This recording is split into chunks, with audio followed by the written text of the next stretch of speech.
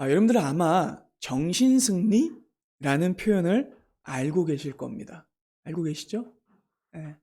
이 말은 본인에게 분명히 불리하고 나쁜 일이 일어났음에도 불구하고 스스로는 그것을 왜곡하여서 좋은 상황으로 인식하는 정신적 자기 위안 행위를 뜻하죠. 쉽게 말해 아주 뻔뻔하고 무식한 자기 합리화라고 할 수 있어요. 예를 들면 이런 겁니다. 이게 만점이 400점인 수능을 여러분 생각해 봅시다. 수능이 400점 만점인데 40점을 맞은 학생이 있다고 칩시다. 그러면 이거는 완전 낙제죠. 이성적으로는 대학에 갈 수 없고 가도 문제입니다. 근데 그 40점 맞은 학생이 주변 사람들한테 이렇게 말한다고 생각해 보세요. 나 이번에 아깝게 서울대 떨어졌어.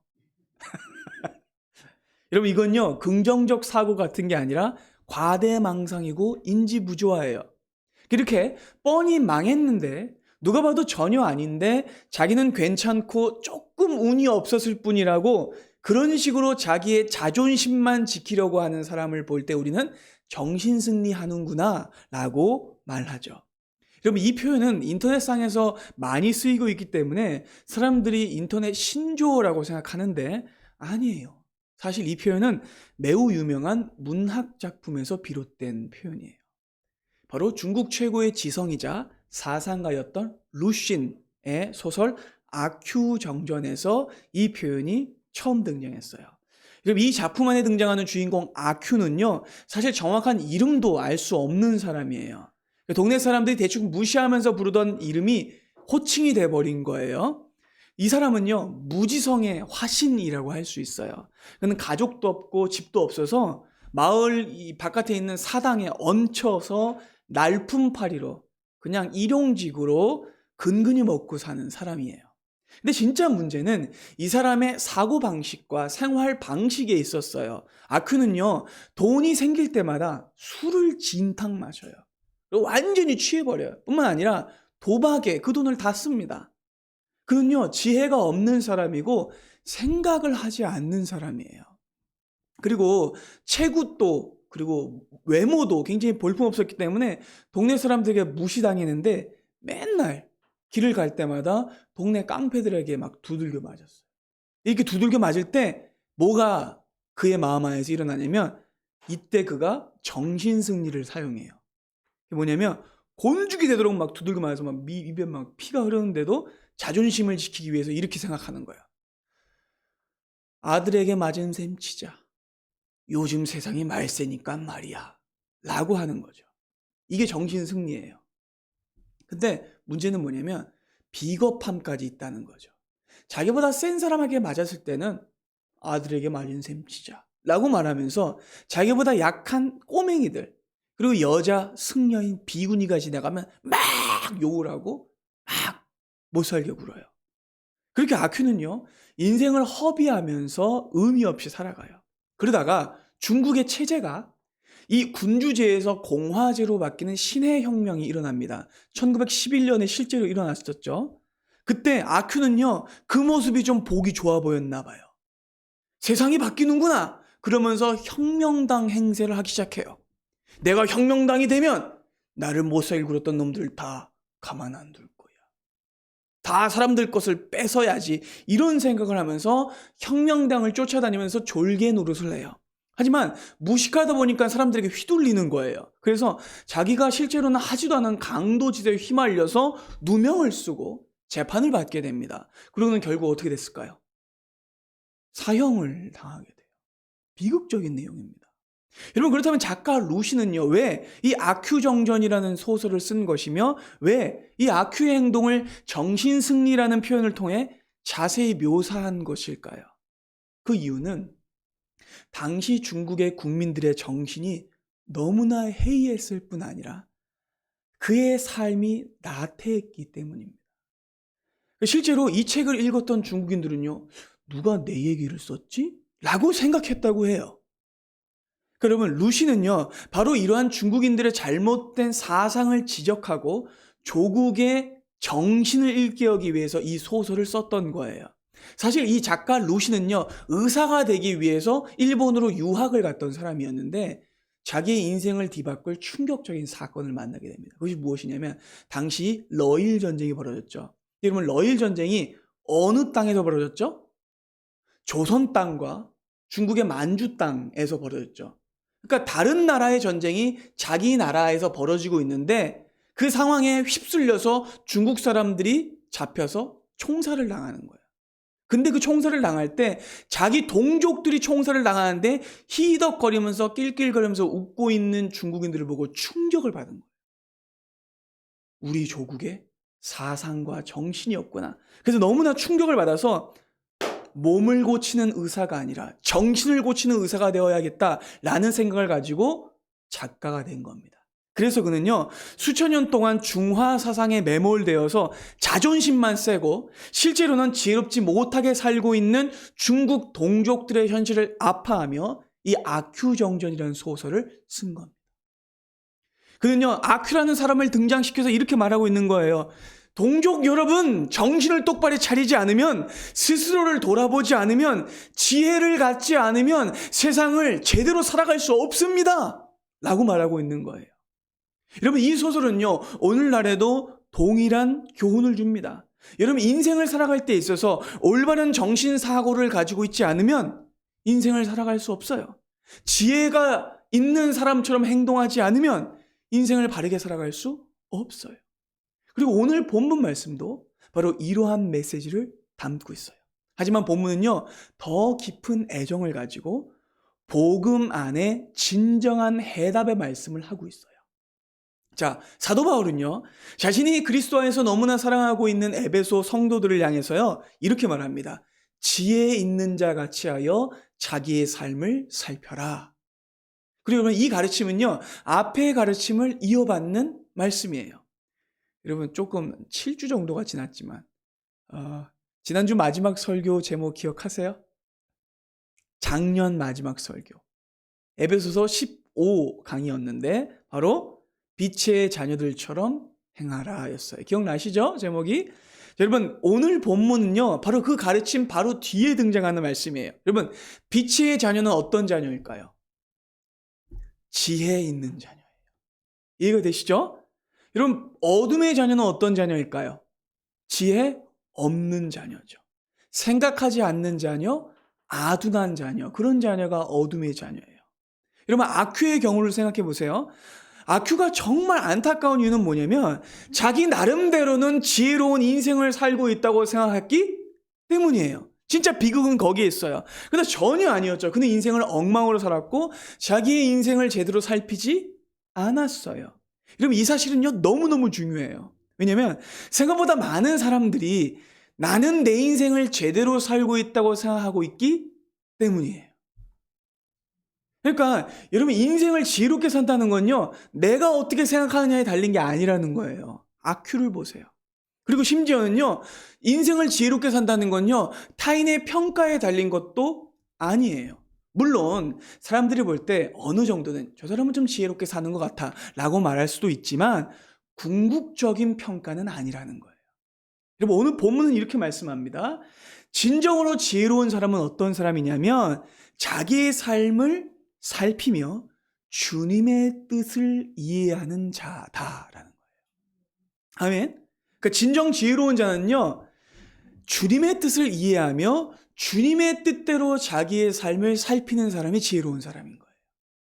세상이 말하는 대로, 세상이 지혜롭다고 하는 대로 인생을 살아간 자가 아니라 주님의 뜻대로 인생을 살피는 자라는 거죠. 여러분, 이렇게 오늘 말씀은요, 우리 자신이 삶에 대해 가지고 있었던 고정관념을 깨뜨려줍니다. 이만하면 괜찮은 삶이지, 이만하면 지혜로운 삶이지 라고 생각하며 스스로 만족했던 우리를 긴장시키는 말씀이에요. 사실 우리도 정도의 차이만 있지 아큐랑 크게 차이가 없어요. 우리도 때때마다 정신승리하면서 스스로의 자존심을 지키는 참 연약한 존재예요.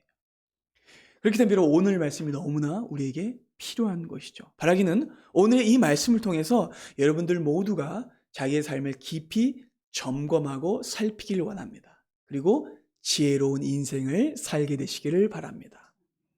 그럼 오늘 본문을 보시면 지혜로운 삶을 위한 명령문이 등장하는데요. 그 명령문은요, 이번에도 매우 구체적이고 자세해요. 누구나 이해할 수 있어요. 왜냐하면 부정명령과 긍정명령이 함께 연이어서 등장하기 때문에 그래요.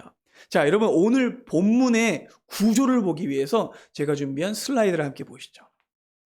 그럼 오늘 본문의 구조를 요약해보면 이렇습니다. 자, 첫 번째 뭐라고 말하고 있냐면 지혜 없는 자처럼 하지 말고, 부정구문이죠.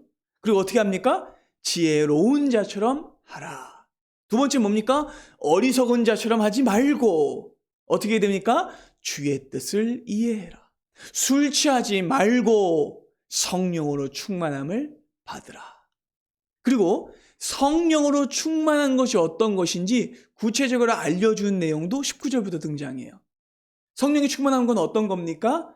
신령한으로 서로 화답하는 것이고, 마음으로 주께 노래하고 찬송하는 것이며, 범사에 감사하는 것이고, 그리스도 안에서 서로 복종하는 게 성령 충만한 거예요. 그럼 이것이 오늘 본문의 전체 구조예요. 그럼 에베소서의 주제가 뭐였습니까?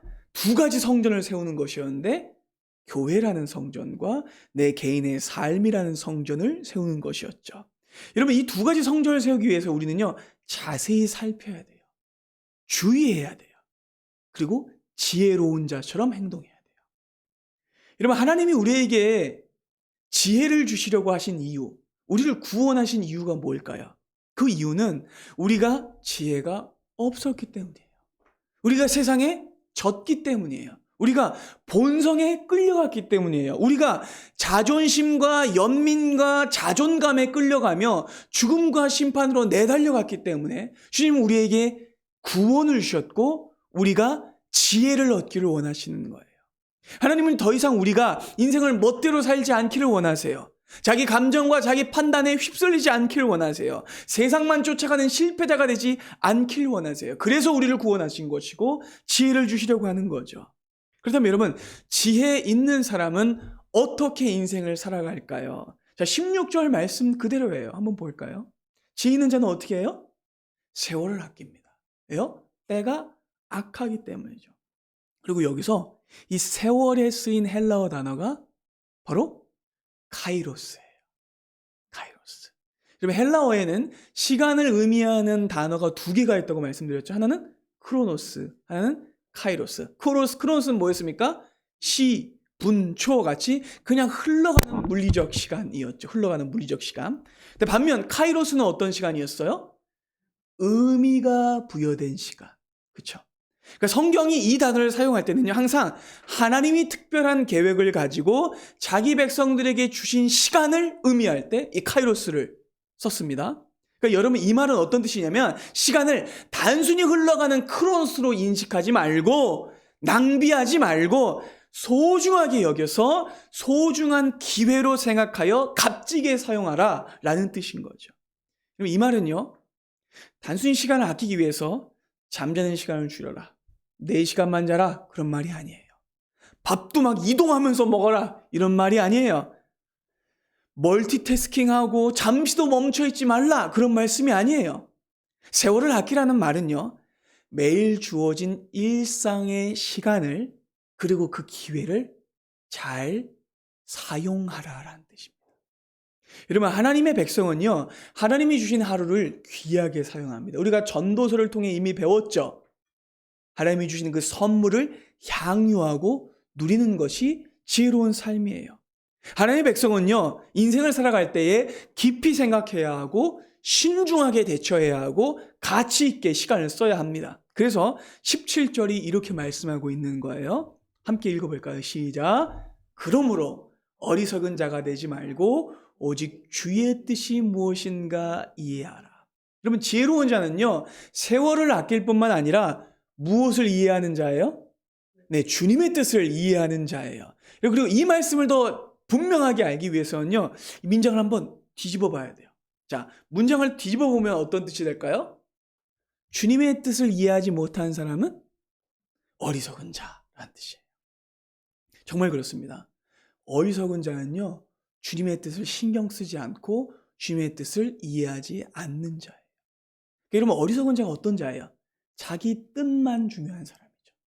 자기 감정만 중요한 사람이죠. 자기 자존심만 중요한 사람이죠. 자기 성공만 중요한 사람입니다.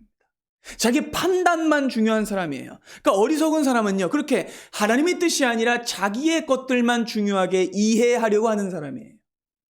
그러나 반대로 지혜로운 자는요, 하나님의 뜻을 이해하는 자예요. 그럼 여러분, 여기서 질문이 하나 생기죠. 하나님의 뜻을 이해하는 것이 지혜로운 것이라면 그럼 하나님의 뜻은 어떻게 알 수 있지? 하는 질문이 생기죠.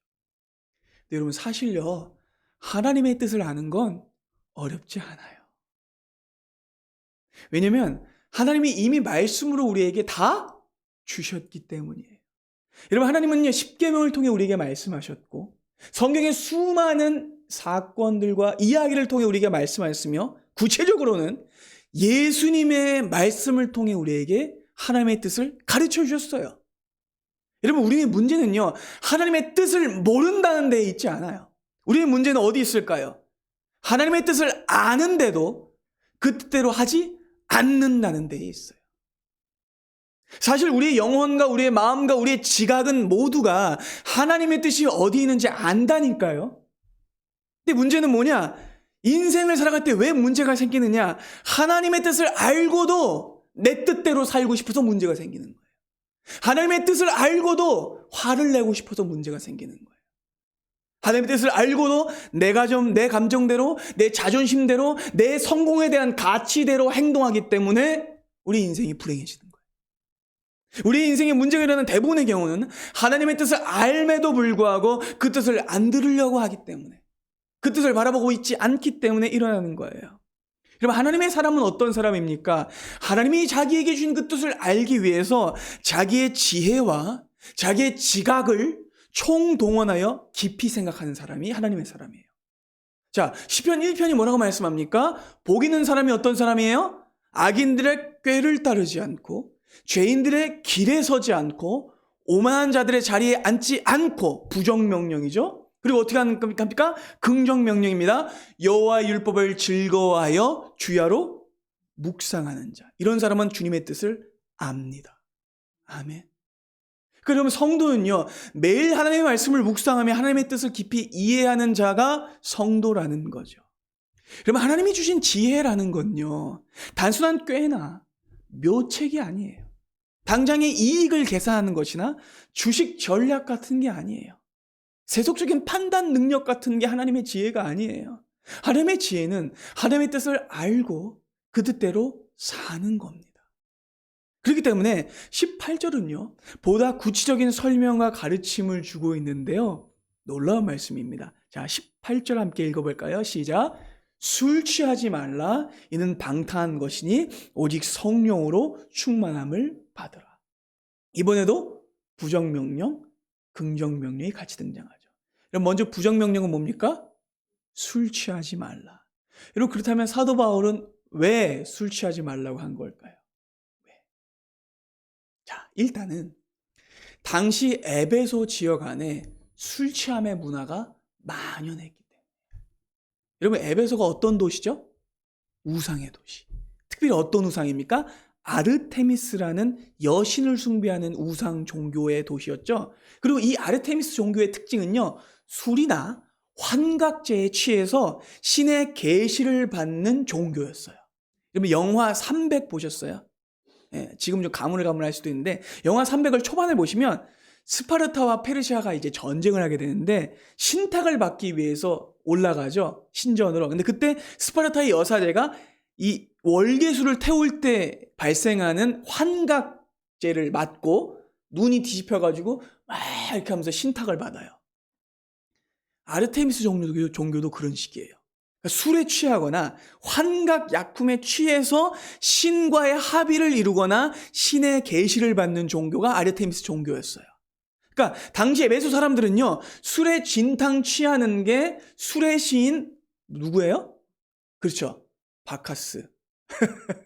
술의 시인 바커스와 접신하여서 인생을 잘 살아가는 것이라고 인식했던 거죠. 에베소 사람들은요, 술 취함이 신과 가까워지는 것이고 그것이 인생의 중요한 계시를 얻는 통로라고 생각했어요. 바로 그렇기 때문에 사도 바울은 술 취함을 매우 강하게 경계하고 부정하고 있는 거예요.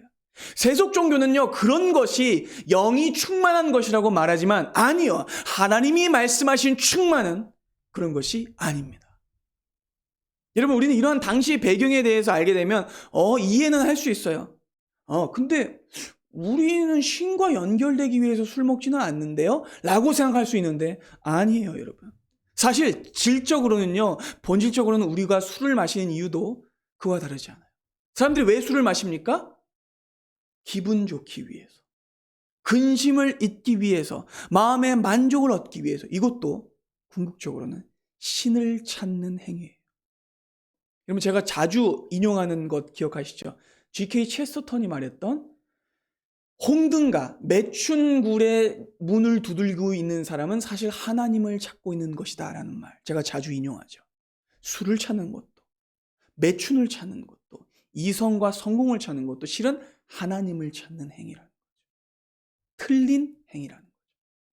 그러면 술 취하지 말라는 말씀의 의도는요, 이것이 있는 거예요. 그리고 여기에만 있지 않은데 사도 바울은 실제적인 술의 해악에 대해서도 염두에 뒀어요.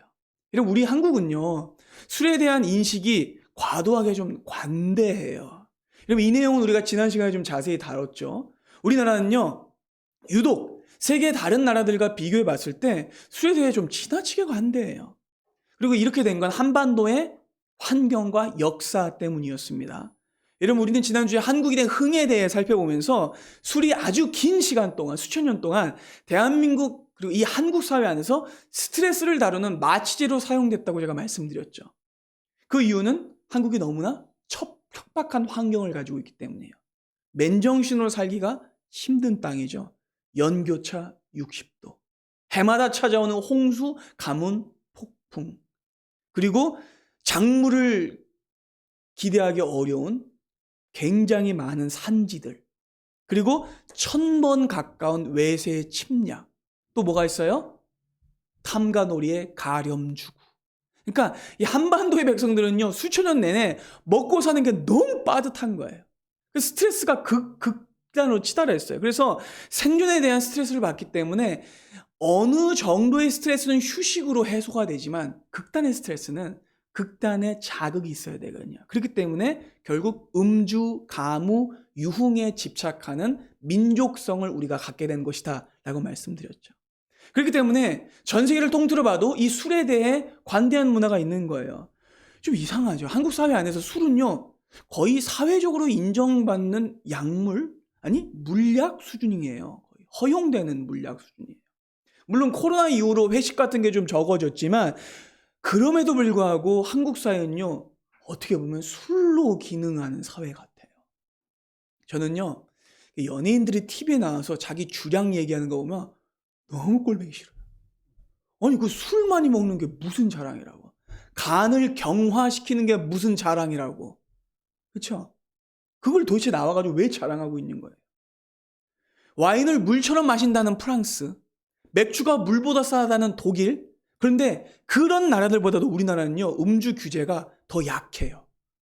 그래서 어디든지 우리나라는 음주가 가능한데 당장 미국만 가보세요. 다른 나라 가보세요. 야외에서 술 먹는 거 금지예요. 반드시 술은요, 주류가 먹을 수 있는 곳에서만 먹어야 돼요. 근데 여러분, 한국은요, 어디서든 술 마실 수 있어요. 공원에서, 놀이터에서, 편의점 벤치에서 다 술 먹어도 돼요. 이걸 알고 있는 한국 사람들이 미국 갔다가 벌금 어마어마하게 무는 거예요. 제가 이틀 전에도 밤에 생수 사러 편의점 밤에 갔거든요. 밤에 갔는데 세상에 편의점 벤치에 앉을 데가 없어. 다 과자하고 맥주 먹고 있는 거예요, 사람들. 근데 이건요, 되게 이상한 일이에요. 근데 이렇게 술에 대해서 관대한데 우리나라는요, 알코올 치료 제도는 또 잘 안 돼 있어요. 이상하죠? 모순적이에요. OECD 회원국 전체를 살펴봐도 알코올 중독자 치료를 위한 사회 안전망이나 안전제도는요, 매우 부족합니다. 여러분, 술 취하면 안 되는 이유가 뭐죠? 술에 취하면 개인적으로 그리고 국가적으로 사회적으로 어마어마한 손실이 일어나기 때문입니다. 자, 보건복지부의 통계에 의하면 우리나라는 해마다 알코올 중독으로 5천 명 이상 죽는데요. 그리고 온갖 종류의 치매, 심혈관 질환, 그리고 온갖 종류의 암들이 뭐 때문에 생겨요? 술 때문에 생겨요. 근데 술은요, 개인적 손실만 주지 않습니다. 한국보건사회연구원은요, 음주로 인한 사회 경제적 손실 비용이 연간, 놀라지 마십시오, 8조에 해당한다고 합니다. 여러분, 이 8조가 얼마나 큰 금액이냐면 1년 건강보험 예산보다 큰 거예요. 그러니까 술에 대한 피해액만 해도 건강보험보다 훨씬 큰 거예요. 다른 질병이 얼마나 많은데. 그렇죠? 게다가 대부분의 범죄가 술 때문에 일어납니다. 사회적인 해악이 큽니다. 음주운전 사고로만 해마다 300명 이상이 죽어요. 그리고 대검찰청의 범죄 분석 통계를 보면 주치자가 일으키는 범죄의 대부분이 강력범죄라고 해요. 여러분, 이렇게 술 취함은요, 개인을 망가뜨리고 사회를 망가뜨리며 국가를 망가뜨려요. 사도 바울이 술 취하지 말라라고 말한 것은 바로 이러한 이유도 있는 거예요. 술 취하게 되면요, 정상적인 사고와 바른 판단이 불가능해요. 그렇죠? 알코올은요, 사람의 신경과 정신과 육체를요, 악성 활성화시킵니다. 안 좋은 쪽으로만. 그래서 많은 문제가 발생하고 술에 취하면 사람이 추해집니다. 부끄러움을 모르게 되고 아무렇게나 몸을 쓰죠. 그리고 감정적으로 통제가 안 되고 아무 말이나 반복하게 돼요. 여러분, 술 취하는 건 뭡니까? 혼돈입니다. 자, 그러니까 앞서 살펴본 말씀을 근거해서 다시 한번 해석해 볼까요? 술에 취하게 되면 사람이 어떻게 됩니까? 세월을 낭비하게 돼요. 그렇죠? 술에 취하게 되면 어리석은 자가 됩니다. 술에 취하게 되면 주의 뜻이 무엇인지 이해하지 못하게 됩니다. 하나님이 주신 카이로스, 인생의 기회를, 세월을 낭비하게 된다는 거죠. 그래서 성경은 우리에게 술 취하지 말라라고 말하는 거예요. 술 자체가 나쁘다는 게 아닙니다. 여러분, 술은요, 감정을 요동시키고 지적 판단을 흐리게 하고 의지를 널뛰게 해서 사람을 무모하게 만들든지 약하게 만들든지예요. 술 취하면 중간이 없죠. 극단으로 치달아요. 그리고 결국 어떻게 돼요? 술에 지배를 당하게 되죠. 그래서 성경이 술 취하지 말라고 말씀하는 거예요. 근데 여러분, 이 말씀이 술에만 해당되는 말씀일까요? 아니에요. 이 말씀은 술을 포함해서 그 어떤 것에도 취하지 말라라는 말씀인 거예요. 세상 것에 현혹되지 말라는 말씀이죠. 그럼 우리는요, 술에 취해서도 안 되고, 세상에 취해서도 안 되고, 성공에 취해서도 안 되고, 자기의 감정에 취해서도 안 되고, 돈에 취해서도 안 됩니다. 쾌락에 취해서도 안 돼요. 그러니까 여러분, 이 말씀은요, 어떤 말씀이냐면 성령이 아니고는 그 어떤 것으로도 마음과 정신과 삶을 채우지 말라라는 말씀인 거예요. 그렇다면 여러분, 우리의 인생을 그런 것들로 채우지 말고 우리는 무엇으로 채워야 할까요? 성령으로 충만하게 채워야 합니다. 아멘. 그렇기 때문에 여러분, 이 말씀은요, 이렇게 읽어도 무방한 거예요. 술에 충만하지 말고, 아멘, 성령에 충만해라. 여러분, 에베소서의 중요 동사가 뭐예요? 충만하다죠. 그러니까 사람은요, 술로 충만하면 안 되고 성령으로 충만해야 돼요. 그런 의미에서 술과 성령은요, 공통점이 있어요. 물리적이고 원리적이라는 의미가 아니라 현상적으로 그렇다는 거예요. 여러분, 술에 취하면 사람이 어떻게 돼요? 망가지죠. 그리고 전인격적이 어떻게 돼요? 붕괴되죠. 육체가 무너지죠. 그리고 악한 것이 활성이 됩니다. 근데 반대로요, 성령에 충만하면요, 전인격이 훌륭해집니다. 그리고 성령의 전이 생겨지고 세워지고 또 선한 것이 활성화돼요. 그렇죠? 그래서 존 스토트라는 복음주의의 유명한 목사님이 계시죠. 캐나다 목사님이셨는데 이 존 스토트 목사님이 이렇게 말씀하셨어요. 지나친 음주는 술 취한 사람을 억제되지 않은 비이성적 상태로 몰고 감으로써 짐승으로 만들지만 성령의 충만은 절제되고 이성적인 도덕적 품행으로 끌어감으로써 그리스도인을 그리스도의 형상으로 변화시킨다. 그러니까 술에 취하면 짐승이 되지만 성령에 충만하면 그리스도를 닮아간다는 거예요. 아멘. 그럼 여러분, 성령에 충만한 건 좀 구체적으로는 그럼 그게 뭘까요? 성령. 여러분, 항상 궁금하지 않으셨어요? 성령 충만이 그럼 도대체 뭔가? 성령 충만 받으십시오. 성령 충만으로 막 찬양도 부르고 그러는데 그럼 성령 충만은 뭘까요? 여러분 일단 성령 충만에 대한 우리가 대표적인 오해가 있어요. 그게 뭐냐면 아까 잠깐 이야기했던 아르테미스 종교식으로 성령 충만을 이해하는 거예요. 그러니까 접신이나 황홀경이나 어떤 감정적인 흥분 상태로 성령 충만을 이해하려고 하는 이해예요. 이것은 잘못된 거예요. 여러분 무엇이든지 성경적 개념을 생각할 때는 내 생각을 집어넣으면 안 돼요. 아시겠죠? 내 개념을 생각하면 안 돼요. 방금 말한 것 같이 막 눈알이 뒤집어지고 막 들떠가지고 막 그런 인물은요 성경에 등장하지 않아요.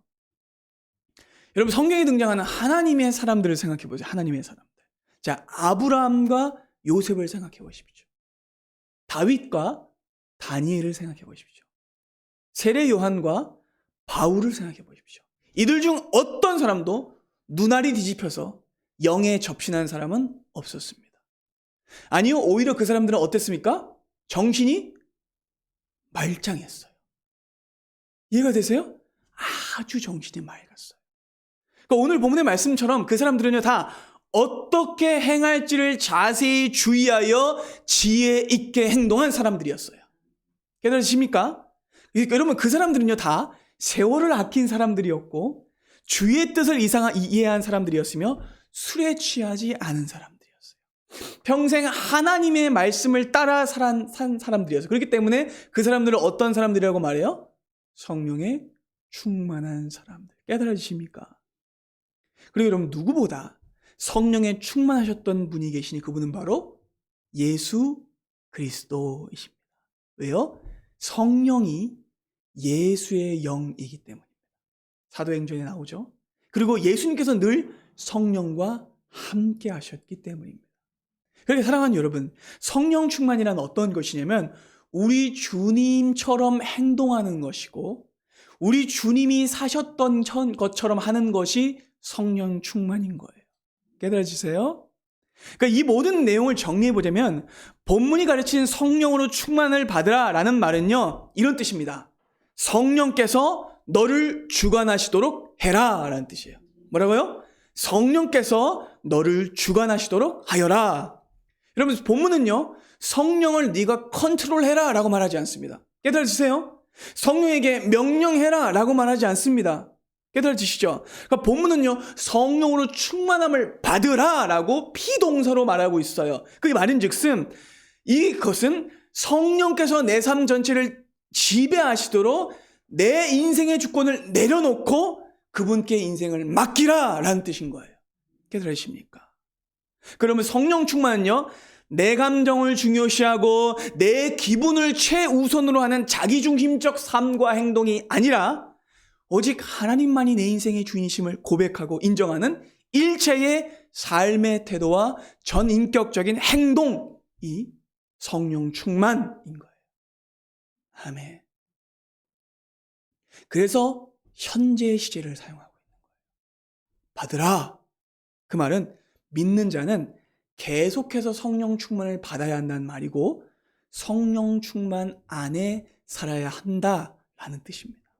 여러분 그렇기 때문에 이 19절부터 21절까지 네 가지 아주 구체적인 행동이 등장하는 거예요. 여러분 이 네 가지 행동들을 생각해 보시면 술 취한 사람이 하는 행동과 정반대예요. 그렇죠? 그리고 아주 삶을 주의 깊게 살피는 사람의 행동입니다. 이 내용은요. 구체적으로 한번 보겠습니다. 19절 상반절 먼저 봅시다. 자, 첫 번째 성령 충만한 사람의 특징이자 성령 충만을 위한 행동이기도 합니다. 다시 한번요. 성령 충만을 받은 사람의 특징이기도 하고 성령 충만을 위한 행동이기도 해요. 자, 첫 번째가 뭡니까? 읽어봅시다. 시작. 시와 찬송과 신령한 노래들로 서로 화답하며. 여러분 여기의 핵심은 어디에 있냐면 화답하는 것에 있어요. 앞에 있는 시, 찬송, 신령한 노래들 이게 다 교회 안에서 불려지는 노래들이나 개인적으로 하나님을 찬양하는 노래들이에요. 근데 이 노래들을 어떻게 부른다고요? 화답한다고요. 함께 부른다고요. 그게 중요한 겁니다. 성도들과 함께 화답하는 자가 성령 충만한 자라는 거예요. 자, 성령 충만하지 않은 사람은 어떤 사람이에요? 자기만 아는 사람이에요. 지 말만 하는 사람이에요. 자기만 중요한 사람이에요. 대화가 안 되는 사람이에요. 소통이 안 되는 사람이에요. 그렇죠? 그러나 성령 충만한 사람은 어떤 사람이에요? 화답하는 사람이죠. 소통이 되는 사람이죠. 함께 교제하는 사람이죠. 왜요? 성령이 어떤 영이시기 때문에? 화목의 영이시기 때문에, 교제의 영이시기 때문에, 사랑과 연합의 영이시기 때문에. 여러분, 성령은요 분란하는 영이 아니라 하나 되게 하는 연합의 영이세요. 그렇기 때문에 성령 충만한 사람은 어떻게 한다고요? 서로 화답하는 거예요. 함께 교제하는 거예요. 그렇기 때문에 여러분, 사도신경 안에 성도의 교제와가 반드시 등장하는 거예요. 서로 교제해야 돼요. 신앙생활은 혼자 하는 것이 아닙니다. 그러니까 그 사람의 성령 충만은 무엇으로도 증명되는 거예요? 교회 안에 구체적이고 공적인 신앙생활로 증명이 되는 거예요. 자, 또 두 번째로는 어떤 특징이 드러날까요? 19절 하반절 보겠습니다. 읽어봅니다. 너희의 마음으로 주께 노래하며 찬송하며. 여러분 보세요. 이것도 뭐와 반대되는 특징이에요? 술 취하는 것과 반대되는 특징이죠. 자, 술에 취하면 어떻게 됩니까? 하면서 아무 노래나 막 부르죠. 그죠? 무슨 노래인지도 모르겠어요. 저게 사람 소린가 짐승 소린가. 그죠? 사람이 술에 취하면 정신이 반쯤 나가서 자기도 모르는 노래를 막 떠들려. 근데 어떤 상태로요? 비이성적 상태로. 그렇죠. 반면 성령에 충만한 사람은 어떻게 합니까? 이성적이고 아주 똑바른 정신으로 뭘 불러요? 찬양과 노래를 부르죠. 전인격으로 하나님을 노래하고 진심으로 경배하고 마음으로 고백하죠. 그리고 찬송은 무엇보다 내 삶에 임한 하나님의 은혜를 노래하는 거예요. 그렇죠. 당장의 형편이나 현실의 상황이나 내 감정에 휩쓸리는 노래가 아니에요. 세상의 노래는 내 감정만 자극해요. 그렇죠? 감정이 제일 중요한 노래예요. 근데 여러분, 찬양은 뭐가 제일 중요해요? 하나님께 드리는 영광이 제일 중요하죠. 그렇기 때문에 내 감정을 극복하게 하는 노래라는 거죠. 너무나 중요합니다. 찬송은 이제까지 나를 인도하신 하나님의 그 인도하심을 노래하는 거고, 지금도 나를 붙잡고 계시는, 비록 내가 지금 힘들지라도, 내가 어려울지라도, 사망의 음침한 골짜기를 지날지라도 나를 보호하시는 그 하나님을 의지하는 노래이고, 또 어떤 노래입니까? 영원히 나를 하나님의 구원과 완성에 이르게 하실 그 하나님의 인도하심을 기대하는 노래이죠. 그렇기 때문에 여러분, 이 찬송에 인생의 승리와 성령 충만이 달려있는 거예요.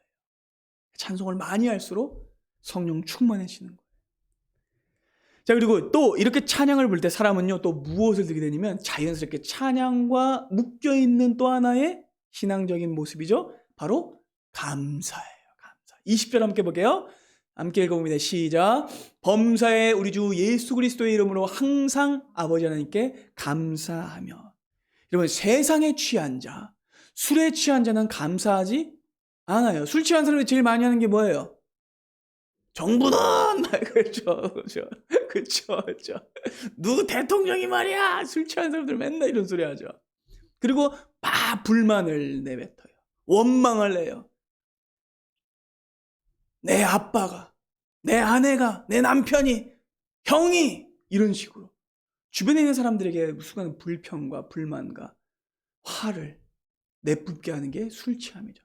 근데 여러분, 성령에 충만한 사람은요, 감사를 하게 돼요. 입에 나오는 말이 달라요. 감사하는 자는 성령에 충만한 자고, 성령에 충만한 자가 감사한 자예요. 그러니까 감사한 사람은요, 매 순간을 값지게 살죠. 여러분, 우리 인생에 감사가 왜 중요해요? 감사는요, 우리의 삶이 무너지지 않게 해주는 기둥과 같습니다. 우리가 원망하고 불평하고 계산하면 끝도 없어요. 그러나 감사하면 어떤 일이 벌어지느냐? 매 순간을 값지게 살게 됩니다. 중요해요. 일희일비하지 않고 항상 그 마음을 지키는 거예요. 이것도 감사다. 길가의 장미꽃도 감사하다. 내가 아침에 이렇게 하나님 앞에 걸어 나올 수 있는 것도 감사하다. 사랑하는 성도들과 함께 식사할 수 있음에 감사하다. 이 예배를 할 수 있음에 감사하다. 모든 것에 감사하는 거예요. 그러니까 여러분, 본문이 뭐라고 말해요? 범사에 항상 감사합니다. 모든 일에 매 순간 감사라고 말합니다. 그러니 여러분들, 범사에 항상 감사하십시오. 그것이 성령 충만의 증거이며 성령 충만의 비결입니다. 자, 마지막으로 또 성령 충만한 사람은 어떤 특징을 가지냐면 21절 함께 볼까요? 시작. 그리스도를 경외함으로 피차 복종하는 겁니다. 자, 우리 첫 번째 화답하는 것과 또 연결되는 지점이죠. 성령 충만한 자는요, 피차 복종합니다. 그리고 그 근거가 무엇이에요? 그리스도를 경외함이에요. 피차 복종함이 내가 나중에 복수를 하기 위함이다. 이 아니에요. 피차 복종함이 추진력을 얻기 위함이다. 아니에요. 우리가 피차 복종하는 이유는 그리스도를 경외하기 때문입니다. 여러분, 성령님이 어떤 영이세요? 성령님은 섬김의 영이시기도 하잖아요. 그렇죠? 성령 충만한 사람의 삶에는 반드시 아름다운 피차 복종이 일어나요. 생각해 봅시다. 우리가 사는 이 세상에 왜 이렇게 분란이 일어나요? 왜 이렇게 다툼과 싸움과 분쟁이 늘 일어납니까? 그 이유는 스스로 높아지려고 하기 때문이야. 피차 높아지려고 하기 때문입니다. 자신이 더 나은 자리에 가고 싶기 때문이고 더 많은 것을 얻고 싶어서입니다. 그래서 세상에는 끊임없는 싸움이 나죠. 그러나 여러분, 아무리 과학이 발달해도 아무리 경제의 성장이 많이 되더라도 사람들의 싸움은 그치지 않을 겁니다. 왜요? 내가 남보다 먼저 되고 싶고 하고 더 높아지고 싶기 때문입니다. 그래서 세상은요, 나름의 억제책을 가지고 있어요. 뭡니까? 법이라는 겁니다. 법이 억제책만 가지고 있는 건 아니에요. 근데 법이 가진 이 억제적인 기능을 살펴보면 이 법을 만들어서 세상은 평등이라는 걸 강제해요. 자, 평등을 강제합니다. 근데 여러분, 이것도 답은 아니에요. 왜냐하면 평등이라는 것 자체가 사실은 기계적 수평화거든요. 이퀄리즘이에요. 그냥 똑같이 만드는 거. 부한 자나 가난한 자나 어린이나 애나 똑같은 의자에 앉아 있는 거. 그게 평등이에요. 그런데 그렇기 때문에 여러분, 바로 이 평등은요, 싸움과 분란을 막지 못해요. 왜요? 내가 얘보다 난데 나를 왜 똑같은 자리에 앉혀? 라고 사람들이 말하게 되는 거죠. 그러나 그리스도를 경외함으로 피차 복종하면 싸움이 사라집니다. 분쟁이 종식됩니다. 공동체가 세워집니다. 그리스도께서 하셨던 일을 여러분 생각해 보세요. 그분은요, 복종하셨습니다. 그분이 복종하셨기 때문에 우리의 깨어진 모든 현실이 회복되고 다시 세워질 수 있었습니다. 그러니까 여러분, 성령 충만한 자도 어떤 자예요? 그리스도께서 하셨던 것처럼 피차 복종하여 교회와 자기의 삶과 관계를 세우는 사람이죠. 여러분, 이와 같이 성령 충만은요, 자기의 삶을 지혜롭게 살피는 게 성령 충만입니다. 하나님이 기뻐하시는 뜻을 찾는 것이 성령 충만입니다. 하나님의 성전을 세우는 것이 성령 충만입니다. 성령 충만은 세상 것에 취하지 않는 것이며 자기 확신에 매몰되지 않는 것이고 자기 감정이나 흥에 취하지 않는 것이며 오직 하나님의 말씀에 붙들려 사는 것이 성령 충만입니다. 그리고 사랑하는 여러분, 바로 그 일을 위해 우리 주 예수께서 이 땅에 오셨습니다. 주님은 언제나 지혜롭게 행동하셨어요. 주님은요, 세월을 아끼셨어요.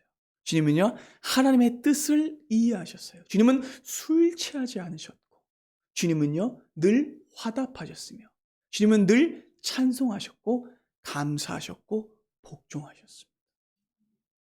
이것이 바로 우리 주님이 우리에게 보이신 길이에요. 우리 주님께서 우리를 지혜로운 자가 되게 하시기 위해서 성령으로 충만하게 하기 위해 이 모든 본을 보이신 것이라는 거죠. 그래서 사랑하는 여러분, 주님만을 의지함으로 여러분들의 인생을 지혜롭게 살피십시오. 생각 없이 살아서는 안 됩니다. 여러분들의 온 지각을 동원하여 주님의 뜻을 분별하시고 성령을 의지하십시오.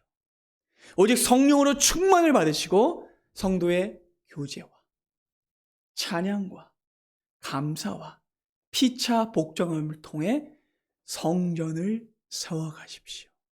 바라기는 새롭게 시작되는 이 한 주 주님 따라 성령 충만히 살아가는 은혜가 우리 모두에게 있기를 바랍니다. 아멘. 우리 기도하겠습니다.